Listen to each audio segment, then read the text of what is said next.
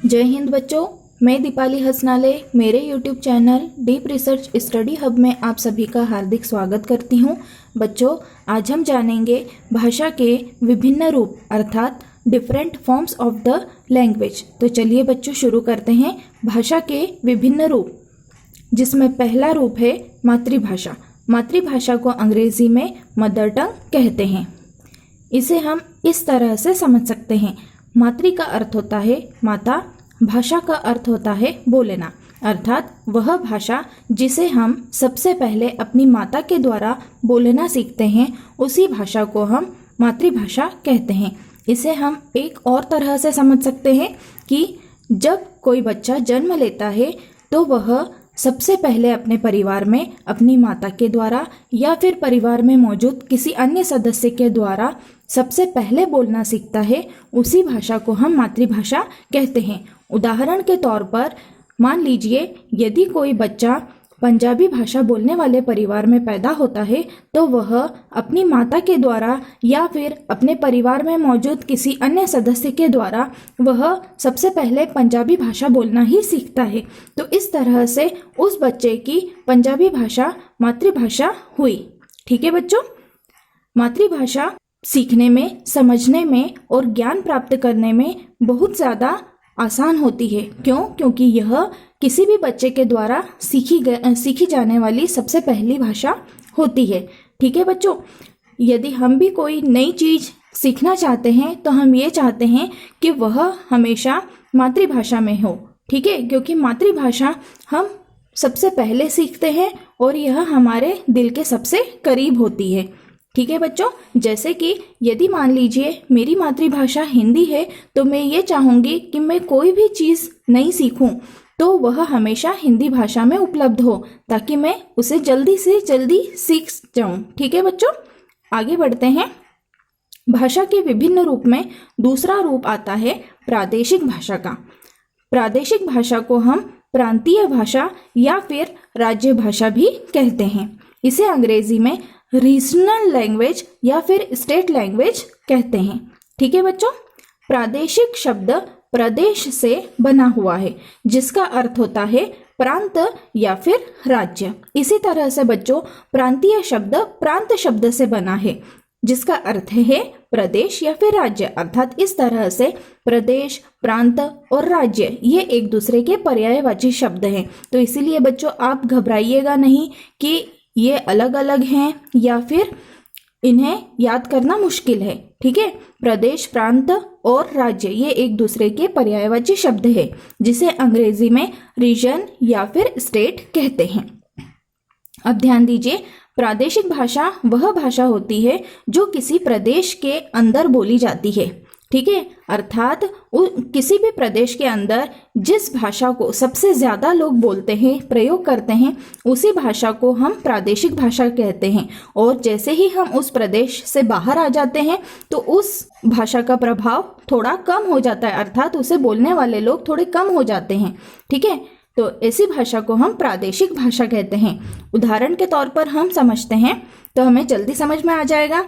जैसे कि यदि हम बात करते हैं पंजाब की, तो पंजाब में पंजाबी भाषा के लोग रहते हैं। ठीक है, तो इस तरह से पंजाबी भाषा पंजाब प्रांत की प्रादेशिक भाषा हुई। ठीक है बच्चों, इसी तरह से महाराष्ट्र की मराठी भाषा हुई, तमिलनाडु की तमिल भाषा हुई और केरला की मलयालम भाषा हुई। ठीक है बच्चों, अब आपको प्रादेशिक भाषा अच्छे से समझ में आ गया होगा। आगे बढ़ते हैं। भाषा के विभिन्न रूप में तीसरा रूप है राष्ट्रभाषा। राष्ट्रभाषा को अंग्रेजी में नेशनल लैंग्वेज कहते हैं। राष्ट्र का मतलब होता है देश, अर्थात नेशन। ठीक है बच्चों, अर्थात राष्ट्रभाषा वह भाषा होती है जो किसी देश के अंदर सबसे ज़्यादा लोगों के द्वारा इस्तेमाल की जाती है, अर्थात बोली जाती है। ऐसी भाषा को हम राष्ट्रभाषा कहते हैं। हमारा भारत एक देश है अर्थात एक राष्ट्र है। ठीक है बच्चों, इसमें बहुत सारी भाषाएं बोलने वाले लोग रहते हैं। सबसे ज्यादा हिंदी भाषा बोलते हैं, लेकिन ध्यान रखिएगा बच्चों, हिंदी हमारे देश की राष्ट्रभाषा नहीं है, क्योंकि हिंदी भाषा को राष्ट्रभाषा का दर्जा नहीं मिला हुआ है।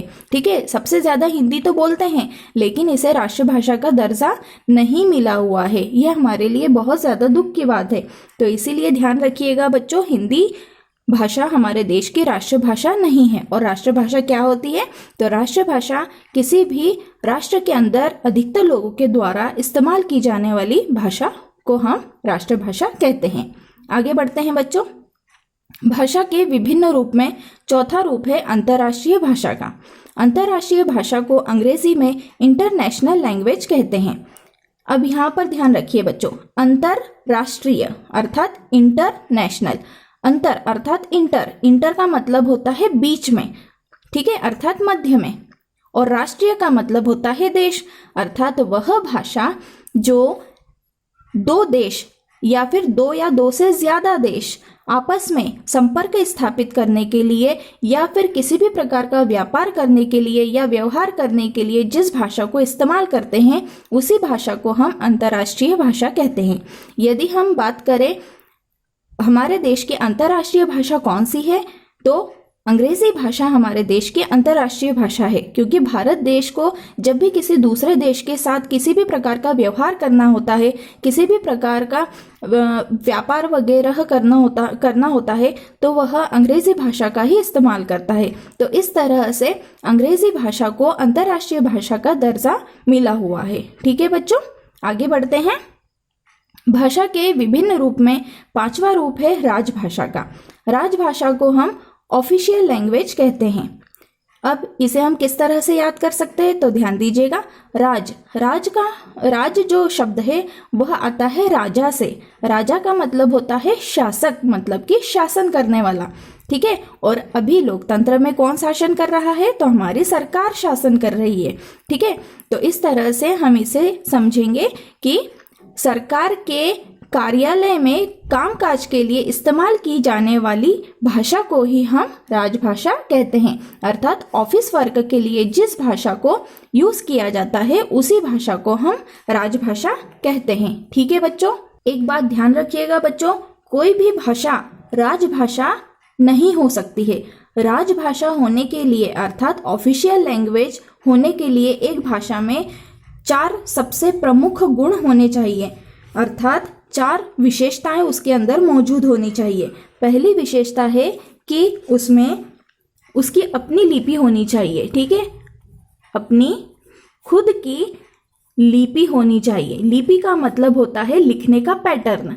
ठीक है, दूसरी विशेषता है कि संविधान में, हमारे भारत के संविधान में उस भाषा का उल्लेख किया जाना चाहिए। ठीक है,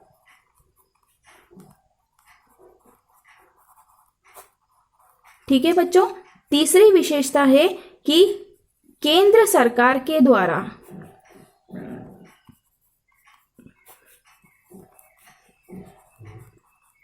मान्यता मिली हुई होनी चाहिए।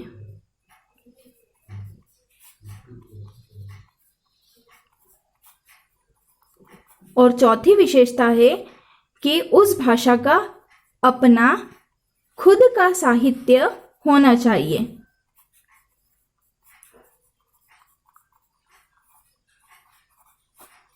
ठीक है बच्चों, तो इस तरह से यदि हम कोई भी राजभाषा लेते हैं तो उस राजभाषा में ये 4 विशेषताएं होनी चाहिए। कौन कौन सी विशेषता है कि राजभाषा में यदि हम मान लीजिए हिंदी भाषा को लेते हैं तो हिंदी भाषा की एक अपनी लिपि है, जैसे कि देवनागरी है।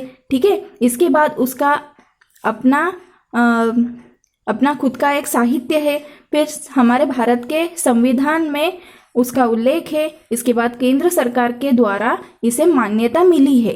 ठीक है, किस चीज़ की मान्यता मिली है कि ये ऑफिशियल लैंग्वेज के रूप में इस्तेमाल की जा सकती है। ठीक है बच्चों, ये 4 विशेषताएं जिस भी भाषा की हो वह भाषा राजभाषा होती है। ठीक है, हर कोई भाषा राजभाषा नहीं हो सकती।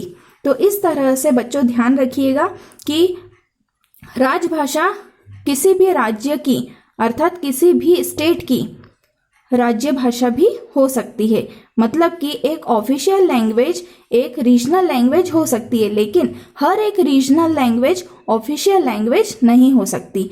जैसे कि हम इसे उदाहरण के तौर पर समझे तो और अच्छे से समझ में आएगा। यदि मैं बात करूं महाराष्ट्र की, तो महाराष्ट्र में मराठी भाषा उसकी रीजनल लैंग्वेज है। ठीक है, इसके साथ ही साथ यह ऑफिशियल लैंग्वेज भी है। क्यों? क्योंकि मराठी भाषा की एक अपनी खुद की लिपि है, संविधान की 8वीं अनुसूची में इसका उल्लेख है, साथ ही साथ केंद्र सरकार के द्वारा इसे मान्यता मिली हुई है और इसका अपना खुद का एक साहित्य है। तो इसी कारण से यदि हम देखें मराठी भाषा को, तो मराठी भाषा महाराष्ट्र की रीजनल लैंग्वेज तो है ही साथ यह ऑफिशियल लैंग्वेज भी है। परंतु यदि हम बात करें राजस्थान की, तो राजस्थान में राजस्थानी भाषा उसके रीजनल लैंग्वेज है। ठीक है, स्टेट लैंग्वेज है, परंतु यह ऑफिशियल लैंग्वेज नहीं है। ठीक है बच्चों, क्योंकि अभी तक संविधान की 8वीं अनुसूची में इस भाषा को शामिल नहीं किया गया है। साथ ही साथ केंद्र सरकार के द्वारा इसे ऑफिशियल लैंग्वेज के रूप में मान्यता नहीं मिली हुई है। ठीक है, फिर इसके बाद इसकी अपनी खुद की लिपि तो है ही और साथ ही साथ इसका साहित्य है, परंतु ये जो 2 गुण हैं, ये 2 गुण इस राजस्थानी भाषा में नहीं होने के कारण इसे ऑफिशियल लैंग्वेज का दर्जा नहीं मिला हुआ है। यह केवल राजस्थान की रीजनल लैंग्वेज के रूप में ही मौजूद है। ठीक है बच्चों, अब आपको अच्छे से समझ में आ गया होगा। आगे बढ़ते हैं। भाषा के विभिन्न रूप में छठा रूप है संपर्क भाषा, जिसे हम कम्युनिकेटिव लैंग्वेज भी कहते हैं। कम्युनिकेटिव लैंग्वेज का मतलब होता है ऐसी भाषा जिसे हम कम्युनिकेट करने के लिए इस्तेमाल करते हैं, अर्थात संपर्क स्थापित करने के लिए, अर्थात आपस में संपर्क स्थापित करने के लिए हम जिस भाषा को इस्तेमाल करते हैं वह हमारी संपर्क भाषा है। यदि हम हमारे भारत देश की संपर्क भाषा को देखें तो हमारे भारत देश में सबसे ज़्यादा हिंदी भाषा को ही इस्तेमाल किया जाता है। तो इस तरह से हमारे देश की संपर्क भाषा अर्थात कम्युनिकेटिव लैंग्वेज हिंदी है। अब हम आपस में किसी भी भाषा में संपर्क स्थापित कर सकते हैं। मान लीजिए कि एक बच्चा पंजाब का है और दूसरा बच्चा छत्तीसगढ़ का है, तो वह आपस में किस भाषा में बात करेगा? पंजाबी बच्चे को पंजाबी आती है, छत्तीसगढ़ के बच्चे को छत्तीसगढ़ी आती है। तो लेकिन यदि उन दोनों को ही हिंदी भाषा आती होगी तो हिंदी भाषा संपर्क भाषा होगी, और यदि उन्हें हिंदी भाषा नहीं आती है तो वह इशारों में बातचीत करेंगे, सांकेतिक भाषा का इस्तेमाल करेंगे। तो इस तरह से सांकेतिक भाषा भी संपर्क भाषा हो सकती है। और यदि मान लीजिए उन बच्चों को न ही हिंदी आती है, न ही वह इशारे में बातचीत कर सकते हैं, उन्हें केवल इंग्लिश ही आती है, तो इंग्लिश भाषा क्या हो गई? उन दोनों बच्चों की संपर्क भाषा हो गई। ठीक है बच्चों, तो इस तरह से जिस भाषा को हम कम्युनिकेट करने के लिए अर्थात आपस में संपर्क स्थापित करने के लिए इस्तेमाल करते हैं, उसी भाषा को हम संपर्क भाषा कहते हैं। ध्यान दीजिए बच्चों, संपर्क भाषा को कई नामों से पुकारा जाता है, जैसे कि इसे सेतु भाषा भी कहा जाता है। सेतु का मतलब होता है पुल। संपर्क भाषा एक पुल के रूप में कार्य करती है, इसी कारण इसे सेतु भाषा कहा जाता है। इसे व्यापार भाषा भी कहा जाता है, क्योंकि यह अधिकतर व्यवहार में अर्थात व्यापार में, लेन देन में आपस में संपर्क स्थापित करने के लिए इस्तेमाल की जाती है, इसीलिए इसे व्यापार भाषा कहा जाता है। इसे सामान्य भाषा भी कहा जाता है। सामान्य भाषा इसीलिए कहा जाता है क्योंकि यह सामान्यतः इस्तेमाल की जाती है, अधिकतर लोगों के द्वारा संपर्क स्थापित करने के लिए इस्तेमाल की जाती है, इसीलिए इसे सामान्य भाषा कहा जाता है। इसके साथ ही साथ बच्चों इसे वाहन भाषा भी कहा जाता है। क्यों? क्योंकि जिस तरह से वाहन हमें एक स्थान से दूसरे स्थान पर ले जाता है, उसी प्रकार से संपर्क भाषा जो है यह हमें एक जगह से दूसरी जगह जाने पर आपस में संपर्क स्थापित करने के लिए उपयोगी साबित होती है। इसी कारण से इसे वाहन भाषा भी कहते हैं। बच्चों, अब आपको संपर्क भाषा बहुत अच्छे तरीके से समझ में आ गई होगी। तो अब हम आगे बढ़ते हैं। आगे है भाषा के विभिन्न रूप में आखिरी और 7वां रूप मानक भाषा। मानक भाषा को स्टैंडर्ड लैंग्वेज भी कहते हैं। बच्चों, अभी तक मैंने आपको जितने भी भाषा के रूप बताए हैं उन सभी में मैंने आपको परिभाषाएं केवल बोलकर ही समझाई हैं। ठीक है, और आप खुद से होके परिभाषा तैयार कर पाए, इसीलिए मैंने यहाँ पर एरो लगाकर शॉर्ट में नोट्स के रूप में लिखा है। ठीक है, लेकिन मानक भाषा थोड़ा सा मेरे हिसाब से आप जल्दी नहीं समझ पाएंगे, इसीलिए मैंने यहाँ पर परिभाषा लिख दी है। ठीक है, परिभाषा के माध्यम से आपको समझाने का प्रयास किया है और साथ ही साथ एरो लगाकर यहाँ पर नोट्स के रूप में भी लिख दिया है। ठीक है, तो चलिए शुरू करते हैं, समझ लेते हैं मानक भाषा को। मानक भाषा को हम स्टैंडर्ड लैंग्वेज कहते हैं। इसकी परिभाषा है विद्वानों व शिक्षाविदों द्वारा भाषा में एकरूपता का मतलब होता है एक जैसापन लाने के लिए भाषा के जिस रूप को मान्यता दी जाती है वह भाषा मानक भाषा कहलाती है। अर्थात भाषा में एक ही वर्ण या शब्द के एक से अधिक रूप प्रचलित हो सकते हैं। ऐसे में उनके किसी एक रूप को विद्वानों के द्वारा मान्यता दे दी जाती है और जिस रूप को मान्यता दे दी जाती है वह मानक भाषा कहलाती है। ठीक है बच्चों, इसे हम एक उदाहरण से समझ लेते हैं। जैसे कि बच्चों, यदि मैं बात करती हूँ हमारे हिंदी भाषा की, तो हमारी हिंदी भाषा केवल एक भाषा न होते हुए एक भाषा समूह है, क्योंकि इसमें कई सारी भाषाओं के शब्द शामिल है, कई सारी उपभाषाएं, बोलियों, उपबोलियों के शब्द शामिल हैं। तो इसी कारण से इसमें बहुत सारी अशुद्धता भी आ जाती है। तो ऐसे में इसमें लिखे जाने वाले जो शब्द हैं उनके एक से ज़्यादा रूप भी प्रचलित हो जाते हैं। तो ऐसे स्थिति में हम कंफ्यूज हो जाते हैं कि कौन सा रूप सही है और कौन सा सही नहीं है। तो ऐसी स्थिति में हमारे विद्वानों या हमारे शिक्षाविदों ने भाषा में एक रूपता अर्थात एक जैसापन और शुद्धता लाने के लिए कुछ निश्चित रूपों को मान्यता दे दी है। ठीक है, उसी रूप को हम क्या कहेंगे, मानक रूप कहेंगे। और ये जो मानक रूपों से युक्त जो भाषा होती है वही भाषा क्या कहलाएगी, मानक भाषा कहलाएगी। ठीक है बच्चों, यहाँ पर मैंने कुछ शब्द आपको उदाहरण के माध्यम से समझाने का प्रयास किया है, तो देख लेते हैं बच्चों। जैसे यहाँ पर एक शब्द लिखा है गई। ठीक है, यहाँ पर गई के दो रूप प्रचलित है, पहला ये वाला और दूसरा ये वाला। ठीक है, यहाँ पर य में बड़ी ई की मात्रा लगी है और जबकि यहाँ पर इस दूसरे वाले रूप में बड़ी ई लिखा हुआ है। ठीक है, अब इन दोनों में से बहुत सारे लोग कंफ्यूज हो जाते हैं कि पहला रूप सही है या दूसरा रूप सही है। ठीक है, तो ऐसी स्थिति में ऐसे कंफ्यूजन्स को दूर करने के लिए हमारे विद्वानों और शिक्षाविदों ने जिस रूप को मान्यता दी है उसी रूप को हम मानक रूप कहते हैं और इस मानक रूपों से युक्त बनी हुई भाषा को हम मानक भाषा कहते हैं। इसे हम परिनिष्ठ भाषा भी कहते हैं। ठीक है बच्चों, अब यहाँ पे ये जो गई शब्द लिखा है इसमें ये वाला जो रूप है अर्थात दूसरा वाला जो रूप है इसे मान्यता मिली है, इसीलिए यह मानक रूप कहलाएगा। जबकि यह वाला जो रूप है इसे मान्यता नहीं मिली है, तो इसीलिए यह रूप मानक रूप नहीं कहलाएगा। ठीक है, आगे बढ़ते हैं। दूसरा उदाहरण है ये ठंड शब्द। ठीक है, अब ठंड को भी हम दो प्रकार से लिख सकते हैं। देखा जाए तो ये वाला भी सही है और ये वाला भी सही है, अर्थात पहला रूप भी सही है और दूसरा रूप भी सही है। ठीक है, तो ऐसे में हम कंफ्यूज हो जाते हैं कि इन दोनों में से कौन सा रूप सही है और कौन सा रूप लिखना चाहिए। ठीक है, तो हमारे विद्वानों ने हमें पहला रूप न लिखते हुए इस दूसरे रूप को लिखने का सुझाव दिया। ठीक है, इसके लिए देखा जाए तो दूसरा जो रूप है वह हमारे लिए ज़्यादा सही है। ठीक है, क्यों सही है, क्योंकि देखिए लॉजिकली यदि हम देखें तो इसमें जगह कम है, यदि हम इसे टाइप करते हैं तो जल्दी से टाइप हो जाता है। ठीक है, जबकि यदि हम पहले रूप को देखते हैं तो इसमें जगह भी ज़्यादा हो रही है। फिर इसके बाद यदि हम इस ठंड शब्द में ये जो ण है इसको हम देखते हैं तो इसको लिखने में हमें ज़्यादा स्पेस की ज़रूरत है, टाइप करने में भी प्रॉब्लम होगी।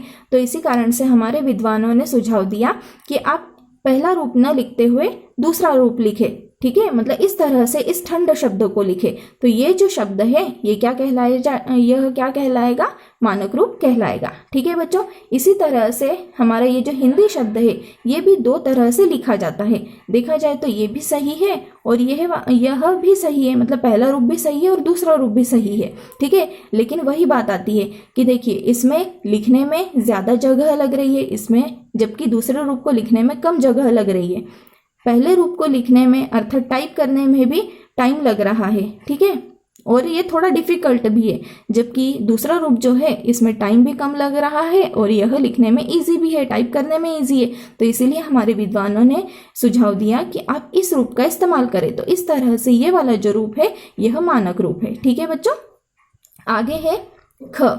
ठीक है, अब ध्यान दीजिए, ये जो ख है यह र और व जैसा दिखाई दे रहा है। ठीक है, तो ऐसी स्थिति में कंफ्यूजन पैदा होता है। यदि मैं लिखती हूँ खरगोश, ठीक है, खरगोश यदि मैं लिख रही हूँ तो इस तरह से तो आपको अच्छे से समझ में आ जाएगा कि मैंने यहाँ पर खरगोश लिखा है। लेकिन यदि मैं ऐसा लिखूँ, इस तरह से यदि मैं लिखती हूँ तो आप कंफ्यूज हो जाएंगे कि मैंने यहाँ पे खरगोश लिखा है या फिर रबरगोश लिखा है। ठीक है, तो ऐसी कंफ्यूजन की स्थिति न बने, इसी कारण से हमारे विद्वानों ने क्या सुझाव दिया कि आप इस पहले रूप का इस्तेमाल न करते हुए आप इस दूसरे रूप का इस्तेमाल करें। ठीक है, तो ये जो दूसरा रूप है इसे हम क्या कहेंगे, मानक रूप कहेंगे। ठीक है बच्चों, और इन मानक रूपों से युक्त जो भाषा होगी वह मानक भाषा कहलाएगी। इसी तरह से बच्चों अगला शब्द लिखा है शुद्ध। ठीक है, ये पहला शब्द ये वाला भी सही है और इसी शुद्ध का ये जो दूसरा रूप जो है यह भी सही है। ठीक है, देखा जाए तो ये दोनों ही सही है। लेकिन यदि हम मानक रूप की बात करते हैं तो इस दूसरे रूप को विद्वानों के द्वारा मान्यता दी गई है, क्योंकि ये वाला जो रूप है यह लिखने में थोड़ा सा कठिन है, साथ ही साथ टाइप करने में भी कठिन है। ठीक है, तो इसी कारण से हमारे विद्वानों ने सुझाव दिया कि आप इस रूप को अपना लें। ठीक है, तो इसी कारण से ये वाला जो रूप है यह मानक रूप है। ठीक है बच्चों, इसी प्रकार से यहाँ पर ये जो द्वारा शब्द लिखा है इसके ये दोनों ही रूप बिल्कुल सही हैं, लेकिन बात वही आ जाती है कि ये लिखने में थोड़ा सा डिफिकल्ट है, साथ ही साथ टाइप करने में भी डिफिकल्ट है। लेकिन ये वाला जो दूसरा रूप है यह लिखने में, टाइप करने में इजी है। ठीक है, तो इसी कारण से हमारे विद्वानों ने हमें सुझाव दिया कि आप इस रूप का इस्तेमाल करें। ठीक है बच्चों, तो ये वाला रूप क्या हो गया, मानक रूप हो गया। ठीक है बच्चों, तो अब आपको समझ में आ गया होगा कि मानक भाषा क्या होती है। मानक भाषा वह भाषा होती है जिसे विद्वानों ने या फिर शिक्षाविदों ने भाषा में एक रूपता और शुद्धता लाने के लिए मान्यता दे दी हो, उसी रूप को हम क्या कहेंगे, मानक भाषा कहेंगे। ठीक है बच्चों, अब मैं उम्मीद करती हूँ आपको मानक भाषा अच्छी तरह से समझ में आ गई होगी। इसके साथ ही साथ हमने पढ़े हुए भाषा के विभिन्न रूप भी आपको अच्छे से समझ में आ गए होंगे। बच्चों, यदि आपको मेरा ये वीडियो पसंद आया हो तो इसे ज़रूर लाइक करें, शेयर करें, सब्सक्राइब करें और साथ ही साथ कमेंट करके भी मुझे ज़रूर बताएं। ठीक है बच्चों, अभी के लिए इतना ही। थैंक यू, फिर मिलते हैं। जय हिंद।